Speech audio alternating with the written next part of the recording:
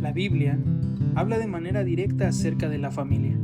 Su enseñanza es suficiente y sustanciosa para conocer los propósitos que Dios tuvo al formarla y para edificarla en estos tiempos tan difíciles que nos ha tocado vivir. Por ello, debemos aspirar a ser una familia conforme al corazón de Dios. Haremos bien en conocer y obedecer las funciones que tiene cada miembro de la familia cristiana. Busquemos con esmero ser una familia que honre a Dios y que sea un poderoso testimonio para quienes nos rodean. Asimismo, esforcémonos por ser una familia que sirve a Dios con fidelidad en estos tiempos en los que la familia parece estar en crisis. Esta serie de estudios nos llevará a analizar y evaluar nuestra familia para fortalecer lo que deba ser fortalecido y afirmar lo que deba ser afirmado. Consideremos a lo largo de esta serie los propósitos divinos para la familia, de modo que nos esforcemos por ser familias con propósitos.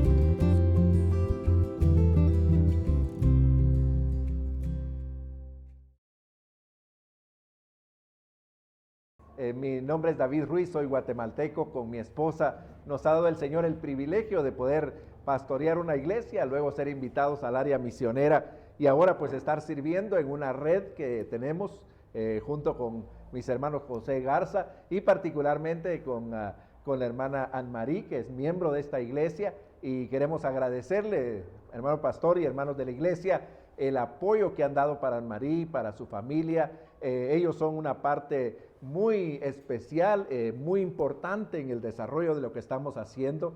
Como ustedes saben, estamos ayudando a desarrollar la capacidad en las iglesias para que sean iglesias que puedan cumplir con el propósito de Dios en sus vidas. Así que, pues, esta iglesia es participante de la red de iglesias misionales porque ustedes están contribuyendo con una familia que es miembro de esta iglesia y pues también miembros de esta iglesia han participado con nosotros. Cuando hablamos acerca de la familia, no podemos menos que sorprendernos verdaderamente.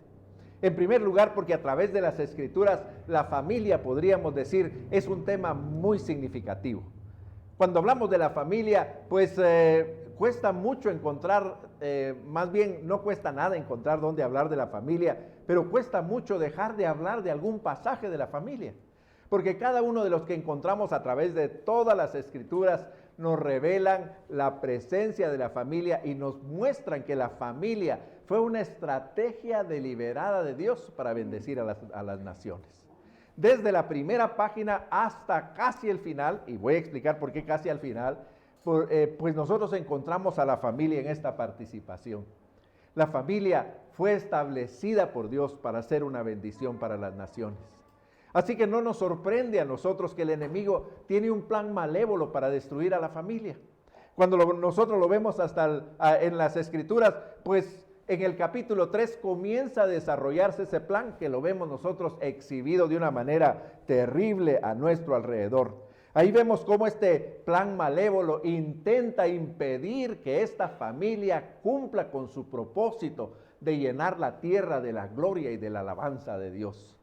Pero con el día de hoy vemos cómo ese plan se sigue desarrollando de una manera terrible. Aquí hay algunos ejemplos. Por ejemplo, en Europa, 1 de cada 3 niños nacen sin el abrigo de una familia.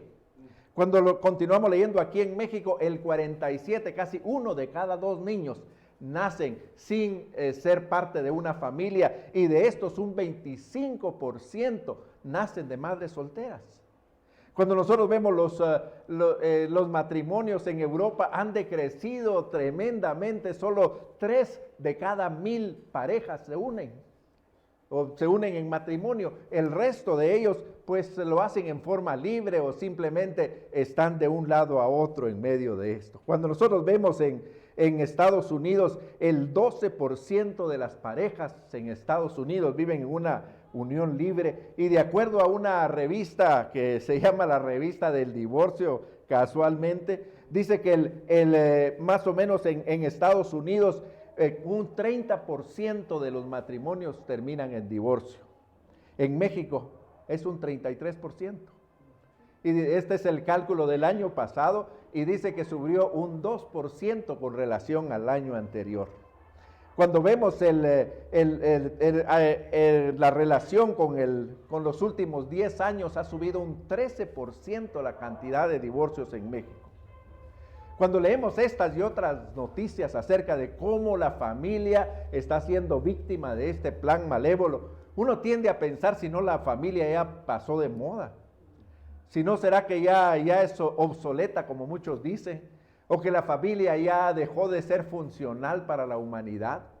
Y muchas de estas cosas son las con las que el enemigo, a través de diferentes organizaciones, bombardea las mentes desde nuestros niños hasta cada uno de nosotros, para que nosotros perdamos la confianza en la familia y creamos que la familia no es realmente lo que pretende ser. Sin embargo, cuando nosotros leemos la Biblia, y quiero invitarles, y me siento muy tranquilo de invitarles a que vamos a estar recorriendo bastantes pasajes, porque pues hemos recorrido bastantes pasajes hasta este momento, y eso me hace ver que esta es una iglesia que ama la palabra y que conoce la palabra. Así que abran sus Biblias, por favor, en Génesis el capítulo 1, y nosotros nos damos cuenta que el epítome de la creación, el momento más climático de la creación de Dios, fue la familia. Nosotros vemos todas las cosas que creó, vemos cómo el Señor separa la luz de las tinieblas, vemos cómo separa la tierra de las aguas, vemos cómo paulatinamente comienza a llenar esa tierra de cosa verde, luego de animales, luego de peces, luego de aves, y vemos cómo se desarrolla, pero es hasta que llegamos nosotros al capítulo 1, versículos 26 y 27, nos damos cuenta que todo lo que el Señor creó hacia ese momento, lo hizo porque quería crear a la familia, y no al revés. Nosotros vemos cómo separa la luz de las tinieblas, y establece que la luz se va a llamar día y la oscuridad noche. Y en ese momento establece que haya tiempo para que la familia pueda contar su historia. Cuando vemos cómo Él separa de las aguas de la parte seca, nos damos cuenta que Dios está creando un lugar para que la familia viva. Y después pone todo lo que la familia necesita para sobrevivir. Así que todo lo que Dios hace, lo hace pensando en que quiere crear a la familia. Diríamos que la creación en Génesis capítulo 1, podríamos nosotros describirla como la creación de la familia. Porque para eso hace Dios todas las cosas. Cuando vemos la familia, no solamente es el clímax de la creación, sino que también la familia es el propósito de la creación. Cuando nosotros vemos las cosas que hay a nuestro alrededor, todo existe para que la familia subsista. Así que vemos un plan deliberado de Dios para crear la familia con un propósito. Y eso es lo que leemos nosotros ahí en Génesis capítulo 1, versículos 26 y 27. Entonces dijo Dios: hagamos al hombre a nuestra imagen, conforme a nuestra semejanza, y señoree conforme a nuestra semejanza, y señoree en los peces del mar, en las aves de los cielos, en las bestias, en toda la tierra y en todo animal que se arrastra sobre la tierra. Y creó Dios al hombre a su imagen y semejanza, a imagen de Dios lo creó, varón y hembra los crió. Y los bendijo Dios y les dijo: fructificad y multiplicaos, llenad la tierra y sojuzgadla, y señoread los peces del mar, en las aves de los cielos y en todas las bestias que se mueven sobre la tierra. Y dijo Dios, hasta ahí el versículo 28. Como vemos aquí, el Señor establece cuál es el propósito de la familia. Es hasta este momento que se revela que Dios ha creado a la familia deliberadamente con un propósito triple. El primer propósito que nosotros leemos es el de llevar fruto. La familia como institución debería de permanecer. Y la forma de permanecer es que se multiplique y que siga creciendo, y que en todo lugar de toda la tierra haya la presencia de la familia para recordar y decir: Dios ha hecho esto. Cuando vemos nosotros, este es el propósito en el que Dios establece que multiplicándose ellos van a tomar control de toda la creación, porque Dios ha hecho la creación con el propósito de la subsistencia de la familia. El primer propósito entonces es llevar fruto. Pero el segundo propósito que vemos ahí es llenar la tierra de la gloria y la alabanza de Dios.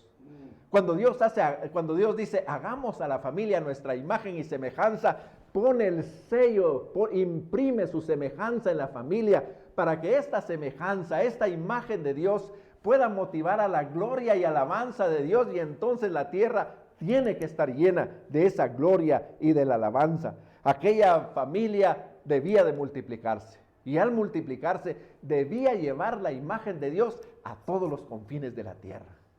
¿Ven cómo Dios de una manera deliberada crea la familia?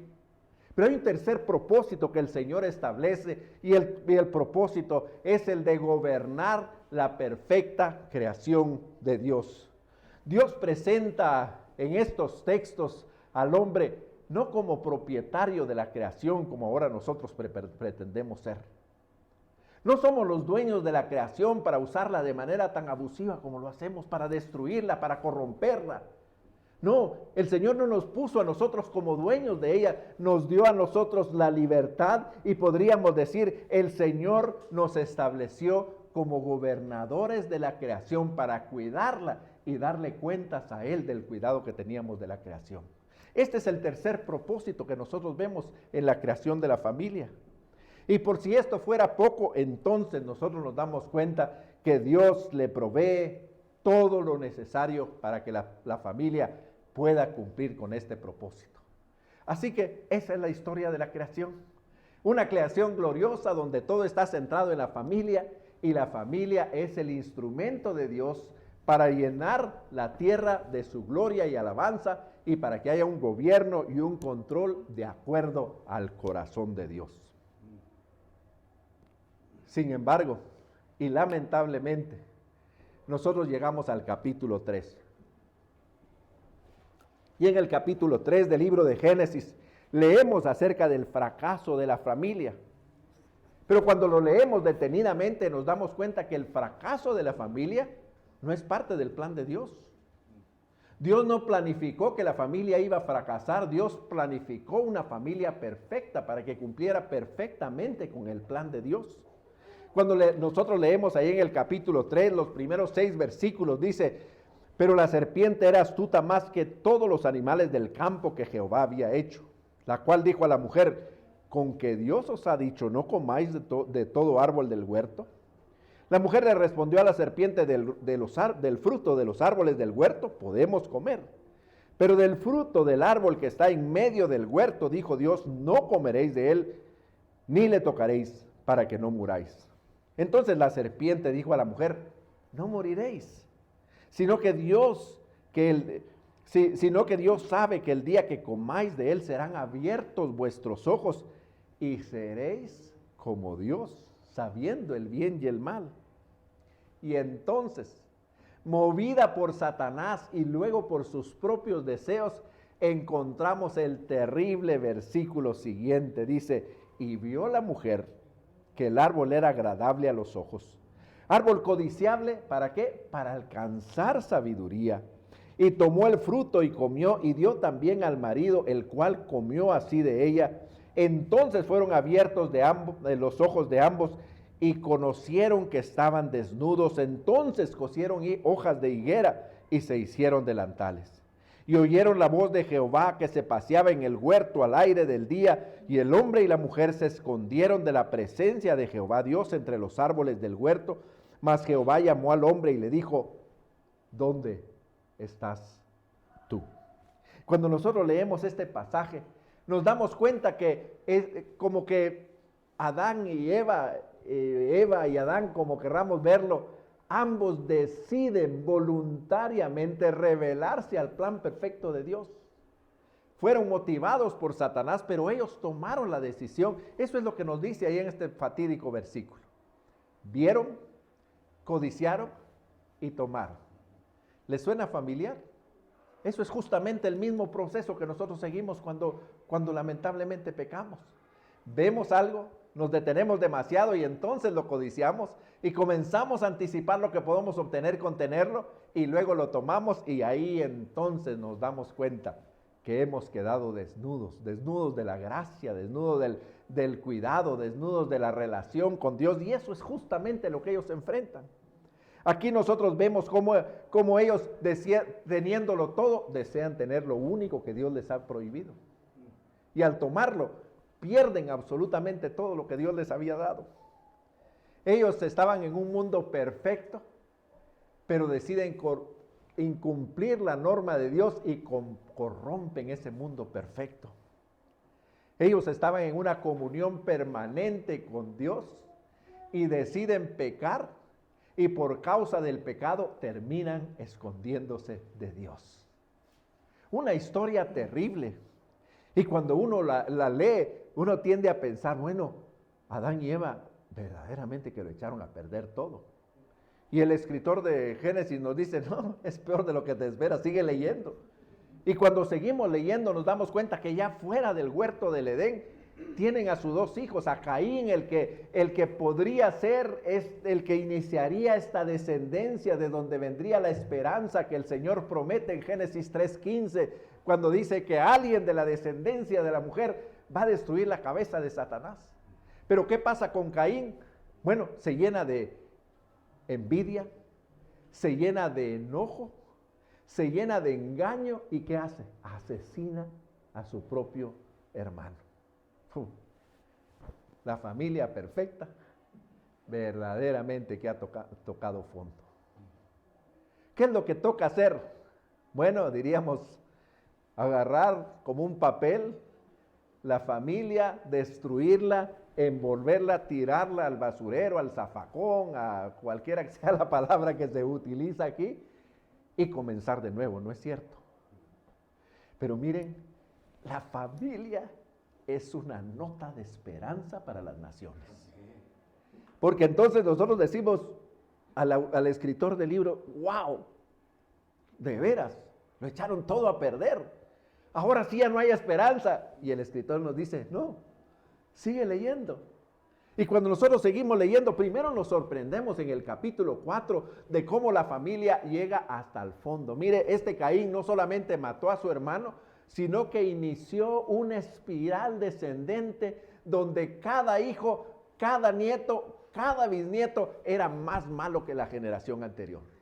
Eso es lo que ilustra este poema. Mire, el primer poema que aparece en las Escrituras es el poema del capítulo 4, versículo 23, donde vemos nosotros que Lamec hace un poema a su poligamia, hace un poema a su venganza, hace un poema a la violencia y hace un poema a la maldad. ¿Se da cuenta? Hasta ahí ha llegado la humanidad y uno dice, pero ¿qué esperanza hay? Y entonces el escritor nos dice, sigue leyendo. Y cuando seguimos leyendo, a nuestros asustados ojos, comenzamos a leer lo siguiente en el versículo 25 y 26 del capítulo 4. Y conoció de nuevo Adán a su mujer, la cual le dio un hijo, al cual llamó su nombre Set. Porque dijo ella, me ha sustituido otro hijo en lugar de Abel, a quien mató Caín. Y luego, leamos todos juntos el versículo 26. Ya sé que a ustedes les gusta leer la Biblia, así que leámoslo así como lo hacen con buena letra. Versículo 26. Y a Set también le nació un hijo, y llamó su nombre Enos. Y ahora fuerte, entonces los hombres comenzaron a invocar el nombre de Jehová. Gloria al Señor. ¿Se da cuenta? Cuando parece que la familia ha tocado fondo, de esa misma familia el Señor levanta la esperanza.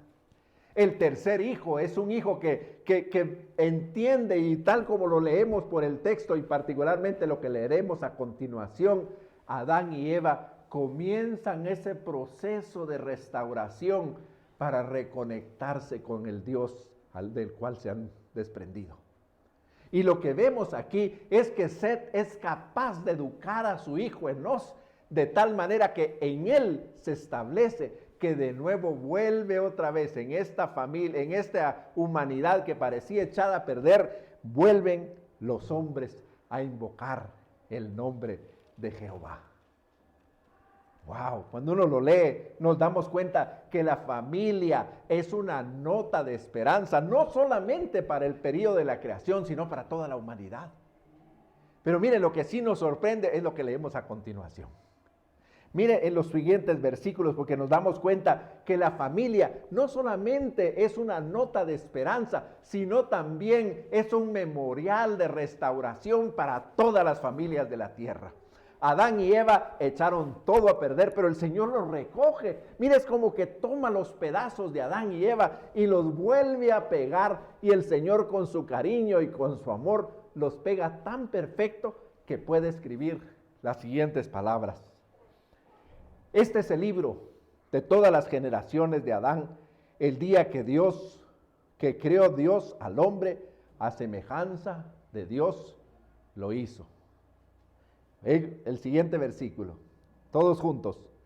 Varón y hembra los crió y los bendijo y llamó el nombre de ellos Adán el día que fueron creados. La siguiente, y vivió Adán 130 años y engendró un hijo a su semejanza, conforme a su imagen, y llamó su nombre, ¿cómo? ¿Cómo? ¿Se da cuenta? Dios vuelve a reescribir el principio de la historia para dejarnos claro que la familia siempre tiene esperanza. Que el Señor jamás desecha a una familia. Que la familia siempre tiene la oportunidad de volver a reconectarse con Dios. Y aquí nos damos cuenta que pareciera que aquí comienza en realidad la historia. La historia anterior está escrita para que nosotros nos demos cuenta cuánto podemos echar a perder a una familia.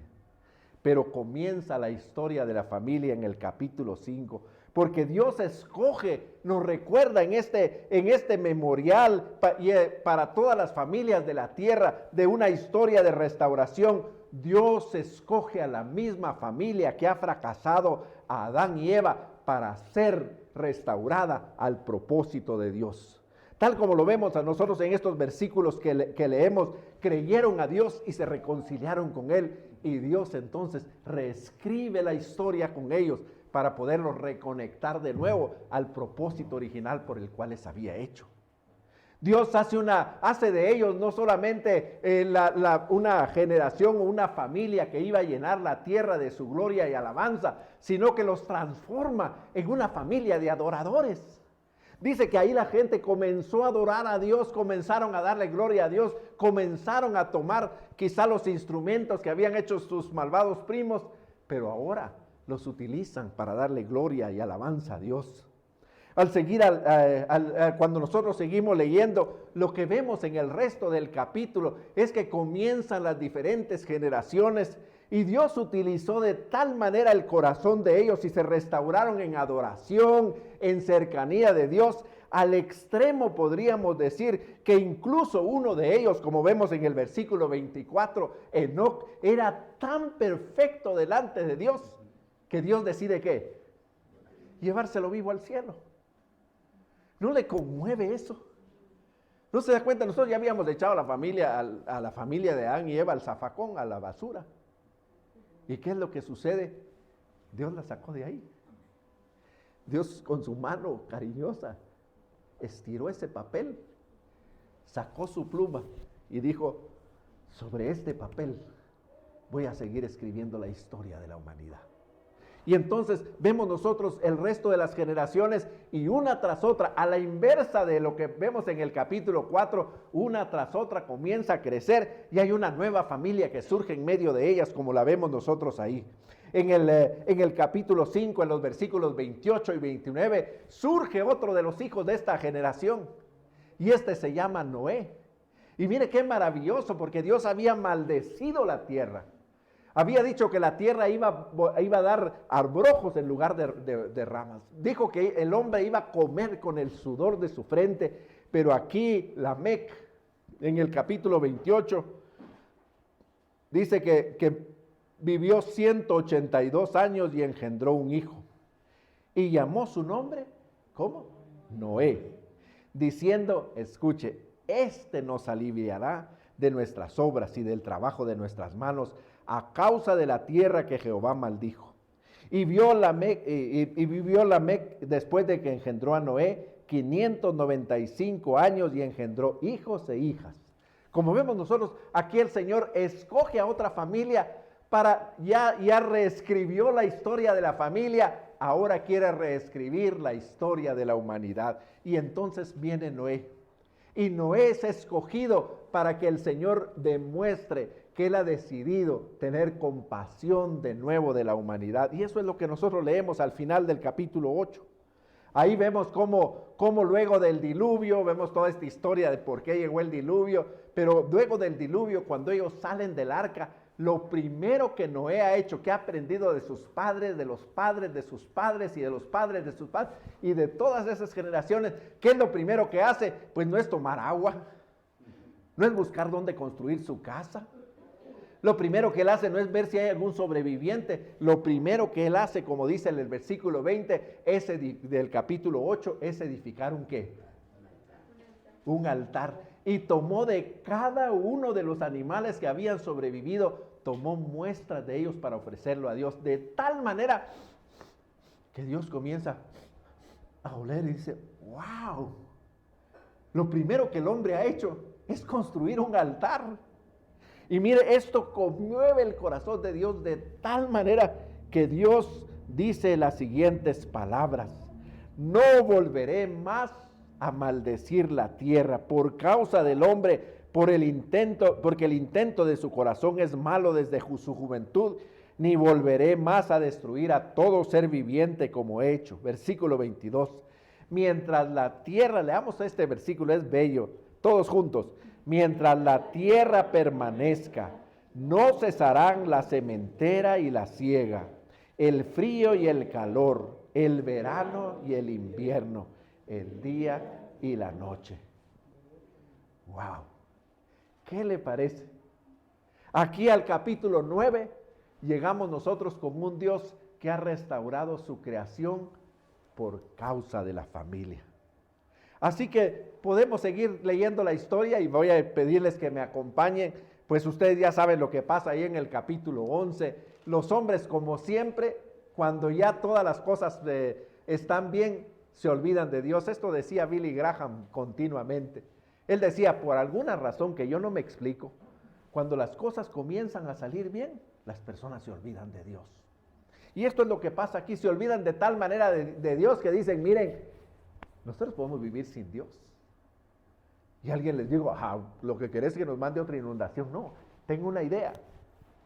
Vamos a construir una torre que sea altísima. ¿Y saben qué? No la vamos a construir de tierra y de adobe, la vamos a construir de ladrillo y asfalto para que cuando venga la inundación, nosotros corremos a la punta y podemos enseñarle la lengua a Dios de que no nos pudo destruir. Pero como decía un gran filósofo mexicano, no contaban con la astucia de Dios. ¿Y qué es lo que sucede? Bueno, Dios les confunde las lenguas. Y de pronto el que pedía un ladrillo no le entendía el siguiente, ya sabemos toda la historia. Y en lo que termina todo esto es que aquellas personas que se pudieron entender se juntaron. Y si nosotros vemos esta imagen, ese es el origen de todas las naciones.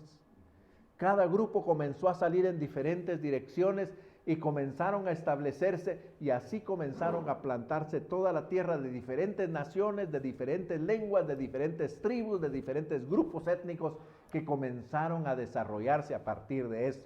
Así que uno dice, ya no hay esperanza para la humanidad.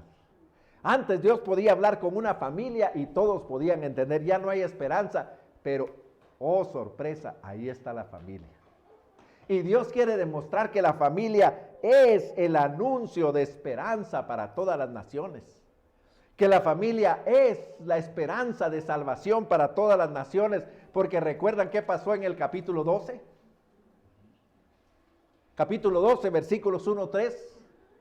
Ahí mire, todas las naciones están esparcidas y de una de esas naciones Dios decide escoger a una familia y leamos todos juntos versículos 1-3 del capítulo 12. Pero Jehová había dicho a Abraham, vete de tu tierra y de tu parentela, a la casa de tu padre, a la tierra que te mostraré. Y haré de ti una nación grande, y te bendeciré, y engrandeceré tu nombre, y serás bendición. Bendeciré a los que te bendijeren, y a los que te maldijeren, maldeciré. Y serán benditas en ti todas las familias de la tierra. Ese es nuestro versículo, mis queridos hermanos. Este es nuestro versículo porque es un anuncio de que todas las familias de la tierra tienen la esperanza de la bendición. Aquí Dios escoge a una familia y tiene que hacer muchos milagros para que esta familia funcione. Pero ese es parte del secreto. Porque Dios quiere mostrar que Él puede utilizar a cualquier familia, no importa la situación en la que está. En primer lugar nos muestra Adán y Eva que no importa cuánto nosotros hemos pecado, cuánto hemos fracasado como familia, Dios siempre nos puede rescatar. Que no importa cuán difícil veamos la situación, siempre podemos formar una familia de acuerdo al corazón de Dios.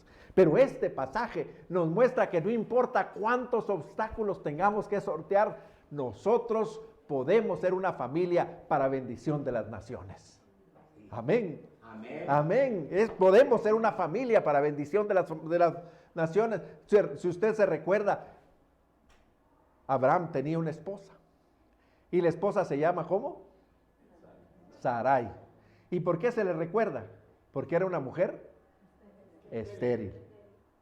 Pero de este hombre, como él mismo lo dice, ya tengo yo 100 años, mi esposa tiene 90 y tantos, y de ahí el Señor levanta un hijo que comienza una nueva nación, y esta nación entonces se constituye en una nación con un propósito.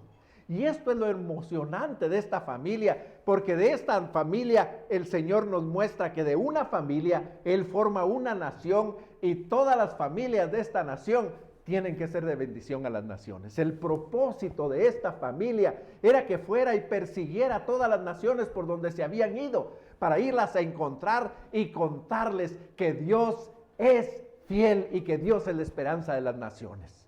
Ese fue el propósito del pueblo de Israel. El Señor se lo repitió vez tras vez. El Señor le da a Abraham todos los recursos que necesita. Le dice, mira, solo ustedes son dos, pero no te preocupes. El primer recurso, haré de ti una nación grande. Y lo hace. Como vemos nosotros en el libro del Éxodo, de 70 personas, Él vuelve millones de personas. Y luego dice, y te engrandeceré. Y Dios engrandece a la nación de Israel. Como la misma Biblia dice, les dio casas construidas que ellos no hicieron. Campos plantados que ellos jamás plantaron, les dio una tierra que fluye en leche y miel para que ellos pudieran cumplir con este propósito de ser bendición a todas las naciones. Él dice que va a engrandecer el nombre y le recuerda constantemente que la razón por la que Él los hizo es para llevar su nombre a todas las naciones. Ellos existen para eso. Cuando vamos nosotros ahora, saltemos un poquito por favor a Éxodo, el capítulo 19. Y ahí en ese momento, cuando se cumple la promesa de que el pueblo ha sido engrandecido y que ha sido multiplicado, cuando se juntan ahí en el monte Sinaí, que era tan emblemático y simbólico para este proceso de desarrollo, el Señor se lo recuerda de nuevo en el capítulo 19. Y ahí en el versículo 4 dice, vosotros visteis lo que hice a los egipcios y cómo los tomé cómo os tomé sobre alas de águila y os he traído aquí. Ahora, pues, si diereis oído a mi voz y guardareis mi pacto, vosotros seréis mi especial tesoro sobre todos los pueblos, porque mía es toda la tierra. Y vosotros me seréis un reino de sacerdotes y gente santa. Estas son las palabras que dirás a los hijos de Israel. Cuando vemos nosotros, aquí les recuerda que ellos son una nación de sacerdotes. Y el trabajo de un sacerdote es acercar a las personas a Dios. Así que el pueblo de Israel existía para acercar a las naciones a Dios. Pero ¿qué es lo que sucede? Ellos vez tras vez, tras vez, tras vez, olvidan el propósito de su existencia. De muchas maneras Dios se lo recuerda a través de los profetas, se lo recuerda a través de los escritos bíblicos, se los recuerda incluso en el exilio, cuando Él los envía, como ellos no quieren ir, el Señor los manda exiliados para que vayan a anunciar, para que vayan a hacer lo que nosotros vemos ahí en Deuteronomio capítulo 4, 7, a exhibir que son una nación donde habita Dios. Ese era el mayor mensaje que ellos tenían. Miren, no tenían que prepararse, no tenían que ir a la universidad con todo lo bueno que es eso. Lo único que tenían que hacer era exhibir que Dios estaba en medio de ellos. Ahí en Deuteronomio 4, versículos 7 al 8, Moisés lo dice de una manera maravillosa. Cuando los pueblos los miren van a decir, wow, ¿qué nación tiene a Dios viviendo en medio de ellos? ¿Qué nación tiene leyes tan perfectas que se las dio Dios? ¿Qué nación es tan obediente como esta? Y entonces concluirían diciendo, Dios existe, queremos tener relación con Dios. Pero vemos nosotros que vez tras vez el pueblo de Israel olvida esta comisión al extremo que allá en Mateo capítulo 21, el Señor finalmente, Dios, Jesucristo mismo, le quita al pueblo de Israel este privilegio y este propósito que les ha dado. Allí en Mateo capítulo 21, versículo 43, ahí dice estas terribles y lapidarias palabras que nosotros encontramos aquí Mateo capítulo 21, versículo 43. Ahí dice estas terribles palabras como nosotros las leemos aquí y dice, por tanto, leamos todos juntos, por tanto os digo, que el reino de Dios será quitado de vosotros y será dado a gente que produzca los frutos de él. Dios le quita a esta familia que comenzó allá primero en Adán y Eva, pero especialmente que comenzó en Abraham y Sarai. Ahí Dios le quita esta comisión y se le entrega ¿a quién? ¿A quién? A la iglesia.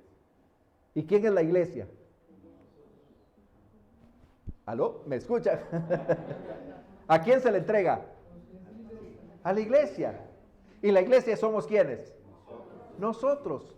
El Señor se le entrega a la iglesia y entonces ahí Jesucristo entra a mostrarnos que la historia de la iglesia sigue sin cambio. Que la historia de la familia sigue sin cambio, porque la iglesia es una suma de familias como estamos aquí.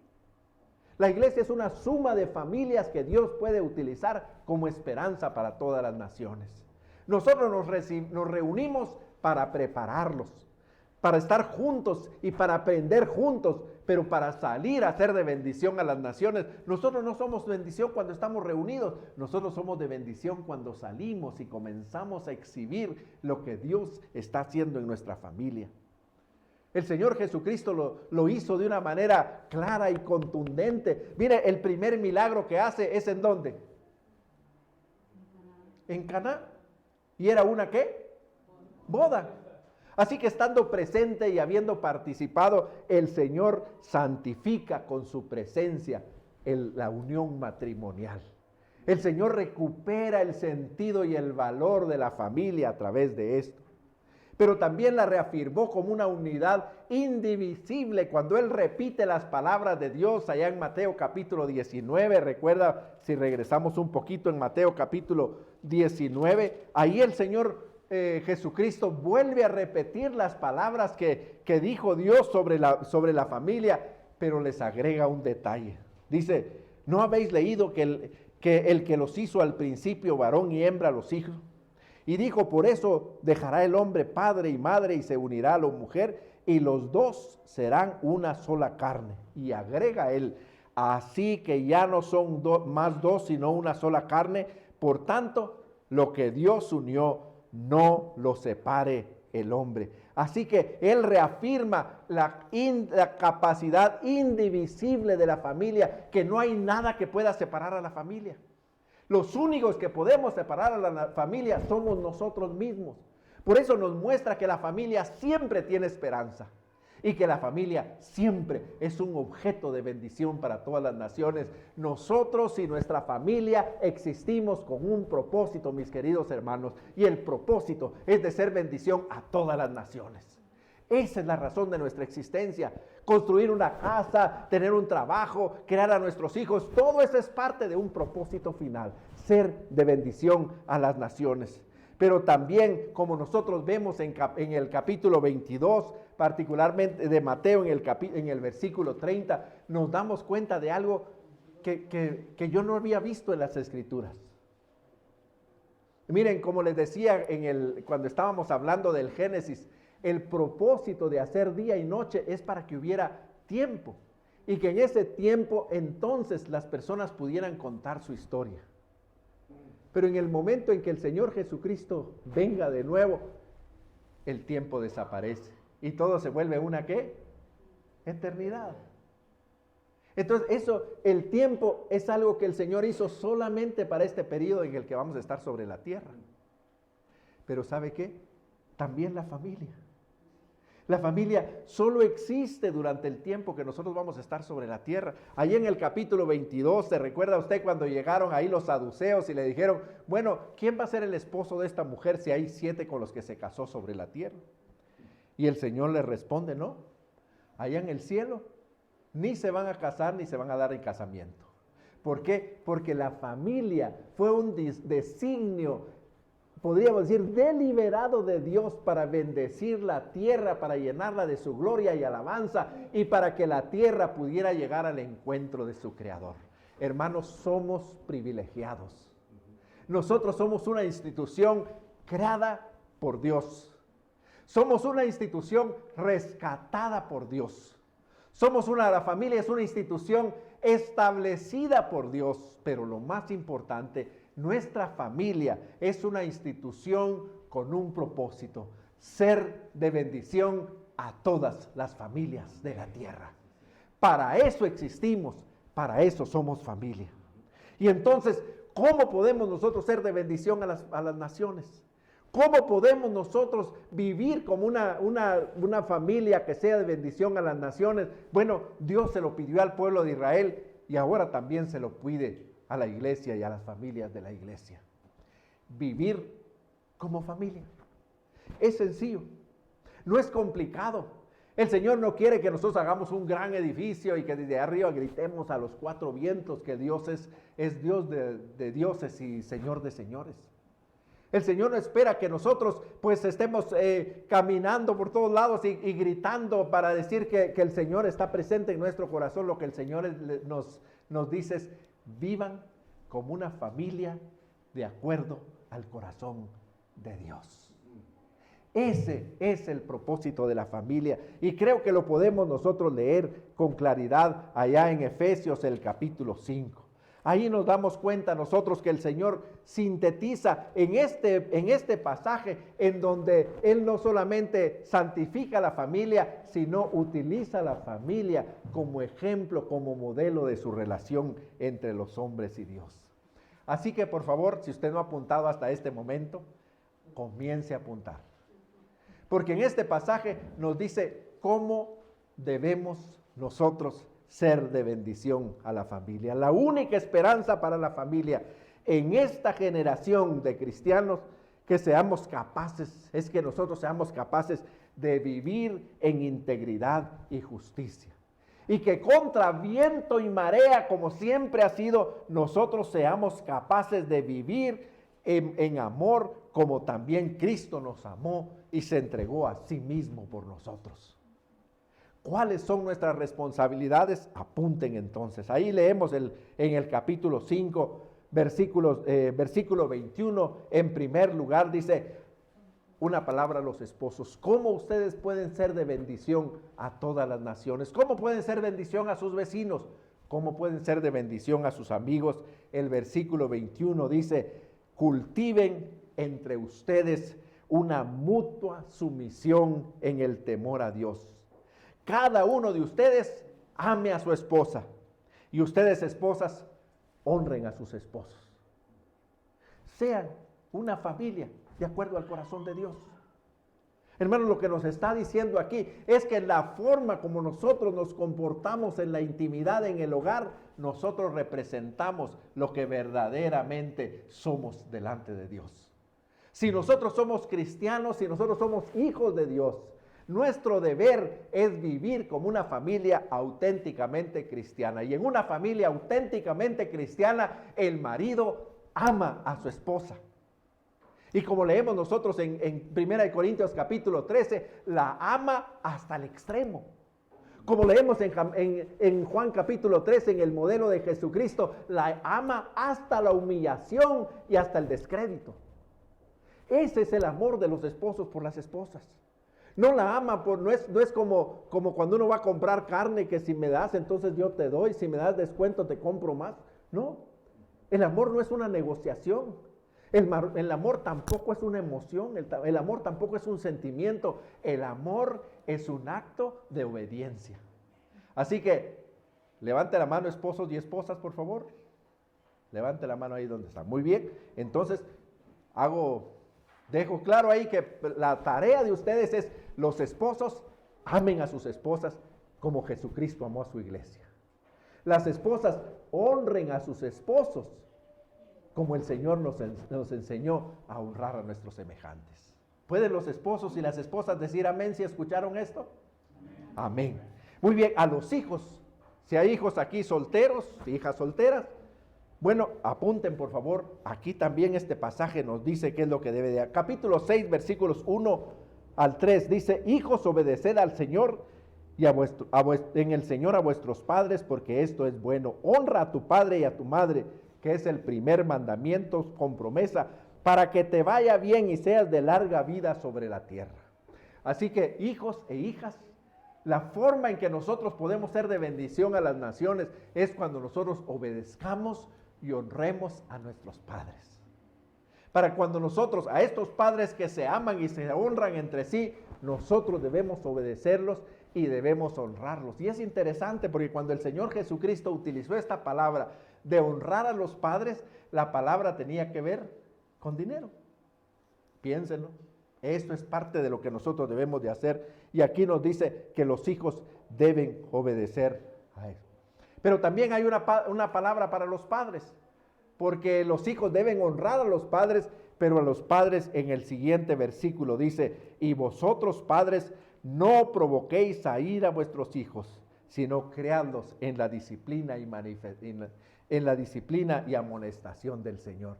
Y si volvemos al capítulo 5, al final del capítulo 4 y principio del capítulo 5 del libro de Génesis, ahí nos damos cuenta que esta fue la clave para revertir la historia de destrucción. Cuando Adán y Eva y todas sus generaciones que vemos en el capítulo 5 decidieron crear a sus hijos en la disciplina y amonestación del Señor. Cuando enseñaron a sus hijos acerca de Dios, cuando les enseñaron a conocer la palabra, cuando les enseñaron a conocer la historia de la obra maravillosa que Dios había hecho en ellos, entonces toda la humanidad comenzó a recuperar el camino de la bendición. Hermanos, la clave y la esperanza del mundo no está en un gobernante mundial. La esperanza del mundo no está en que nosotros nos volvamos el primer mundo con nuestros países, Guatemala y México. La esperanza de la humanidad no es que alguien descubra la cura del cáncer. La esperanza de la humanidad, la esperanza de todas las naciones, es que nuestra familia viva como una familia auténticamente cristiana. Oremos. Amado Padre Celestial, Señor, queremos darte gracias por la familia. Señor, no podemos menos que sonreírnos y conmovernos cuando leemos en las Escrituras, Señor, que tú no has escatimado esfuerzo para rescatar a la familia, para presentar a la familia como la esperanza de la humanidad. Señor, yo quiero darte gracias porque mi familia es parte de esta esperanza. Porque tú también has llamado a mi familia para que mi familia sea parte de la esperanza. Señor, a veces nosotros pensamos en todas las cosas que tienen expectativas de lo que podría ser una familia, Señor, que fuera bendición para las naciones. Pero hoy nos hemos dado cuenta, Señor, que nuestra familia es una de ellas. Señor, yo quiero orar en esta noche, en esta mañana, por cada una de las personas y las familias que están en esta iglesia. Señor, quiero bendecir a las familias de esta iglesia. Y te quiero pedir, Padre, que de acuerdo a lo que hemos leído aquí, cada una de estas familias comience a vivir como una familia auténticamente cristiana, que fortalezca su capacidad de ser una familia auténticamente cristiana, que continúe viviendo como una familia auténticamente cristiana y que se torne como una fuente de bendición para todas las naciones. Te lo pido en el nombre del Padre, del Hijo y del Espíritu Santo.